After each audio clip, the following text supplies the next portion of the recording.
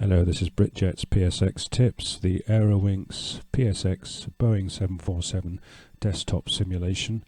Today's video will be the first of three videos, this one ICAS, the second video will be QRH, and the third video will be human factors.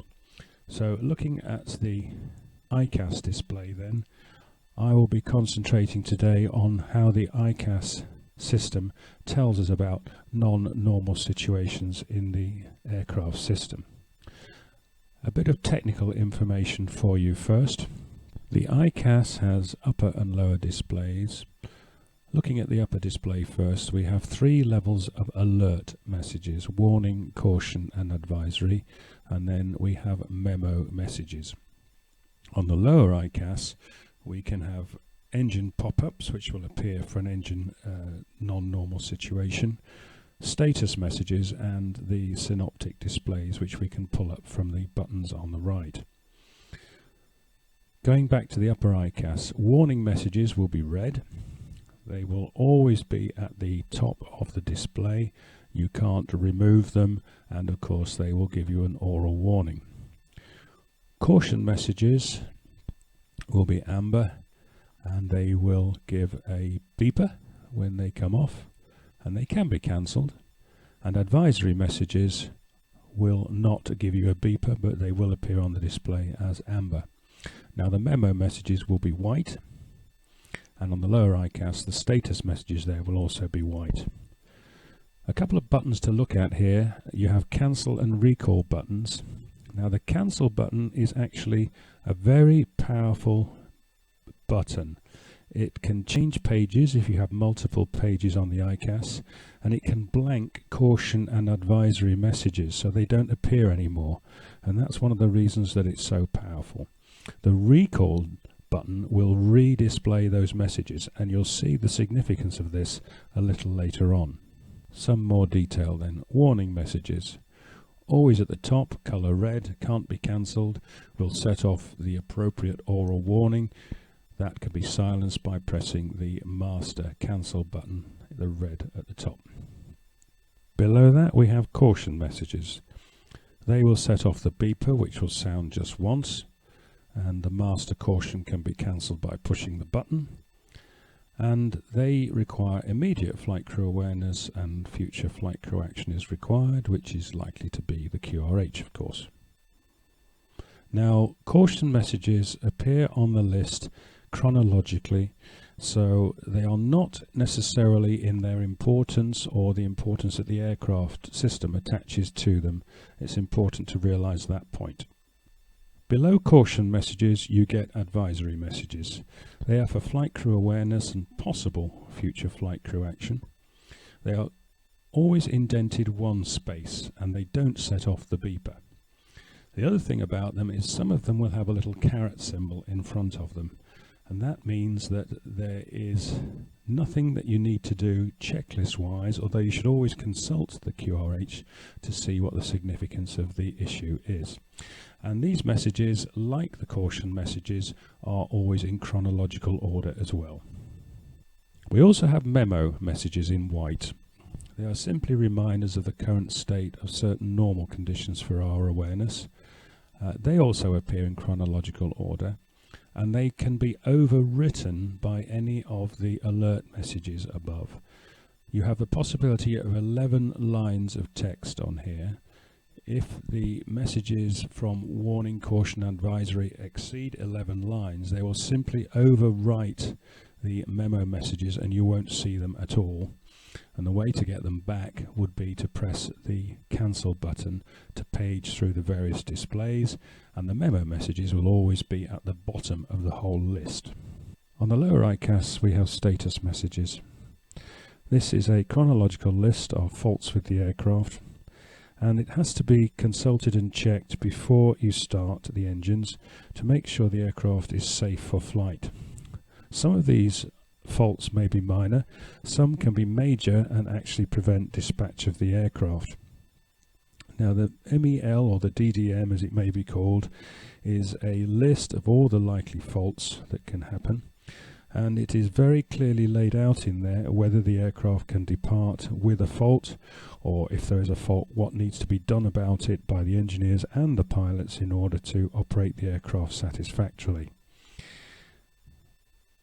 Once you've done that and you're happy that you can depart, then you start the engines. There's no need to check the status messages afterwards, and in fact new ones are inhibited until liftoff plus 30 minutes. Here's an example for the MEL, this particular one for the auto start system. If I got on the aircraft and I saw an ICAS status message which said auto start sys, there I would go into my MEL, find the appropriate page and read from here whether I could actually depart the aircraft, which I can, and what would need to be done before I go. As you can see, there's a maintenance note, and operations at the bottom would tell the flight crew what they have to do to deal with that situation. So that's how the status messages work and how we operate the aircraft with them. Inhibitions then. Please don't get too excited or distracted. I just thought I'd put a little slide in here. Took me ages to edit it actually. It was a lot of fun though. Inhibitions, caution and advisory messages are inhibited at certain stages of flight, typically on takeoff, for example. Many of them are inhibited on there. Too many to discuss here, all the various stages. So have a look at the PSX manual, page 529 to 533 for some more details on that. Let's have a look at some of the subtleties of the ICAS then. Let's start with status. If I was operating a flight, one of the first things I would do when I entered the flight deck before the flight would be to press the status button like that and just see if there were any messages outstanding. And here we have what we would call a clean ship. And subsequently, of course, the checks proceed and we're doing various things, checking the fuel system, whatever. Let's suppose that something occurs while we are doing our checks. And the first thing that you will know about it is you get the little status message on the upper ICAS. That is just a message to tell you to check the status page for a new status. So if I press the status button now, there is passenger address 1, which would have to be taken care of before we depart. You'll notice the status message on the upper ICAS has disappeared because it's brought our attention to it. Now if I now cancel the status message, you will see we have no more status. Pressing recall won't bring it back either, like that. What you have to do is actually press the status page and get the message up again. If anything else was to occur, it will come in chronological order. Okay, let's have a look at advisory messages now. Switch off the left window heat. And you'll see there's no beeper, so I know immediately that that's an advisory, even though I can't see if it's indented or not. If I switch off the other window heat, you'll see that's the right one that I switched off, so chronologically it goes to the top. And there's no caret there, so it actually is telling me to go into the checklist. To show the chronology here, if I switch the left one back on again, it will disappear, and if I switch it off again, chronologically it will go to the top, like that.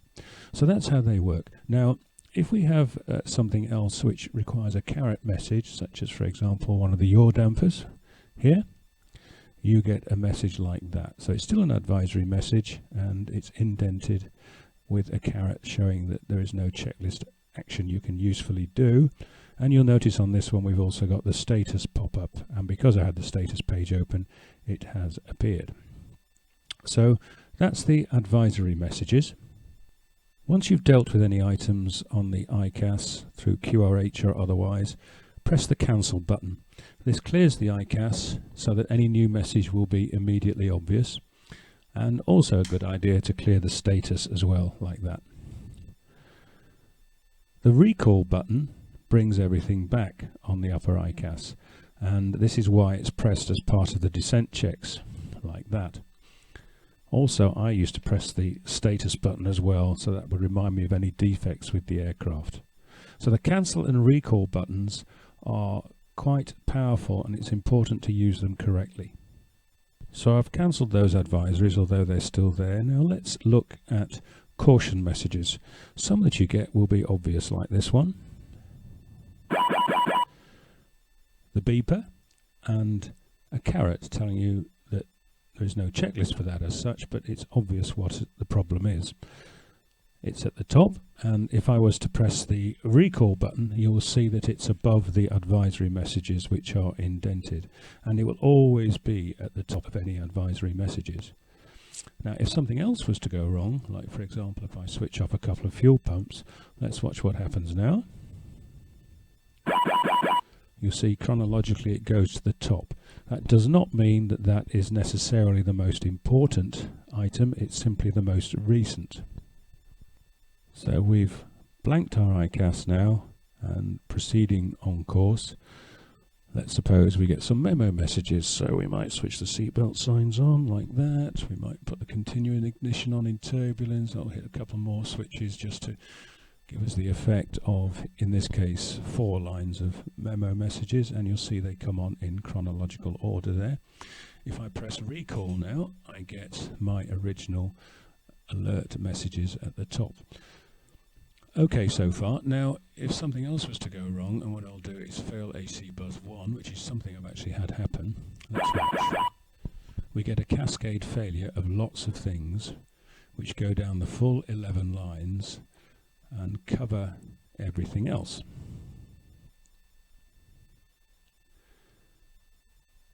They're still cascading, and eventually we get a symbol saying PG1 at the bottom, page 1. To go through the pages, press the cancel button sequentially. So that's page 2, and page 3 will take us to the bottom where our memo messages remain. So I can cancel the whole thing again by pressing one more time, which is why this button is so powerful. If I press the caution, that gets rid of that, and if I was to press up the fuel page and the status in some sort of order, sequencing through again, I can actually get to a situation like that, or something like that maybe, where I cannot see any alert messages at all. Okay, we've still got our well-broken aeroplane at the moment. Let's look at engine pop-ups this time, and what we have now is an oil temperature high on one engine, and we will see what we get with that. So you first will get some little blue chevrons on the upper ICAS pointing down to the lower ICAS, and there's your pop-up showing a high oil temperature, and we have the engine oil temperature advisory message as well.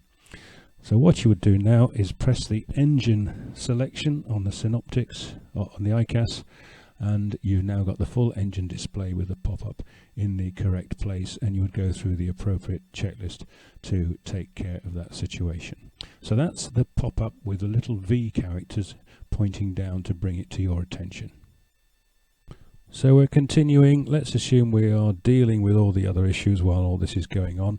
Let's have a look at what happens if we get a warning message now. So I'll give ourselves a fire in engine 1. First ring is really loud to wake you up, then it gets fainter, and you can cancel the noise by pressing the master selector there. The message will remain, of course. You cannot cancel it. I'm pushing the cancel button, won't go away until the fault is fixed.